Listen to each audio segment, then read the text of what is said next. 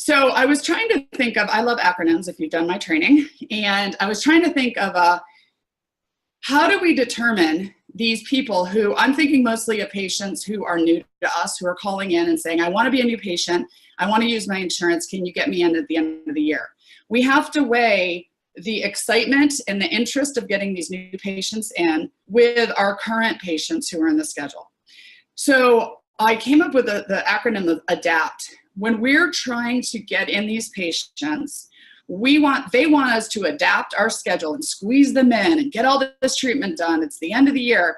And we want to adapt for them, but we want to do it so it's not a waste of time. I don't know about you guys, but I've had the patients who've come in and we've done the exam and we've sent them to the specialist and they're ready to do stuff. And then it's December 26th and they say they're going out of town and they can't get it done. And it was a big waste of time. So here's my suggestion of what you train your team on when you're bringing in a new patient, because especially if you have new employees who haven't been through this, they're going to think everybody's urgent. They're going to think everybody's trying to get in and get dentistry done. So first is ask. Ask them when they say, you know, I haven't used my insurance and I have a lot of work to come in. Ask them why they waited. Ask them about their history.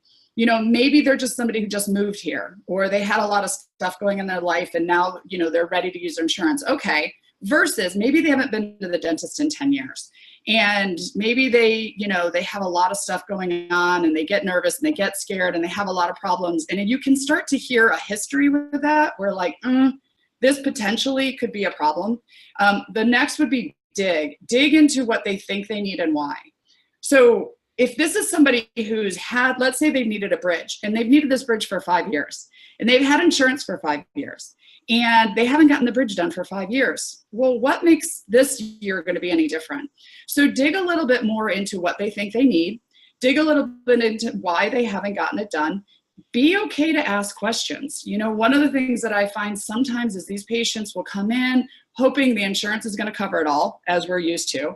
And then they get in there and go, oh, I don't have any money and my family member's not going to help me or whatever. So be okay to dig a little bit with these new patients. Next is agreement. Get an agreement that they plan to do the treatment. So if you're squeezing, and this is specifically for the offices that are really busy, if you're squeezing in new patients right now and trying to get them in because we want to help them get their dentistry done, we may have the idea that they are going to do their dentistry. They may have the idea that they're coming in to get the cleaning and the exam and the x-rays, and maybe they'll do the dentistry, maybe not. So we might do a lot of cleanings and exams, new patient exams, and then not get a lot of treatment out of it.